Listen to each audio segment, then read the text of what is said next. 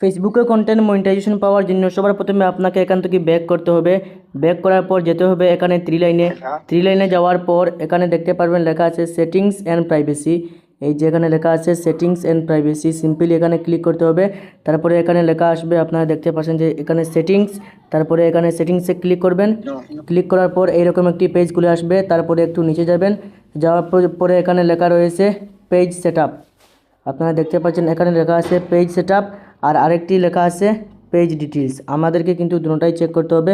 সবার প্রথমে page সেটআপে click করে নেব। তারপরে এখানে লেখা আছে, আপনারা দেখতে পাচ্ছেন যে পেজ টাইপ, এখানে লেখা আছে পেজ টাইপ, সিম্পলি এখানে ক্লিক করতে হবে। তারপরে এখানে লেখা আছে আমাদের ক্রিয়েটারে, এটা বিজনেসে থাকলে আপনারা এটাকে ক্রিয়েটারে করবেন। তারপরে এখানে লেখা আছে হেল্প মি চুজ, এখানে লেখা আছে হেল্প মি চুজ, এখানে ক্লিক করতে হবে। এখানে ক্লিক করার পর এখানে চলে আসবে তিনটি অপশন। এই যে তিনটি অপশন, আপনারা এগুলোকে অন করতে হবে।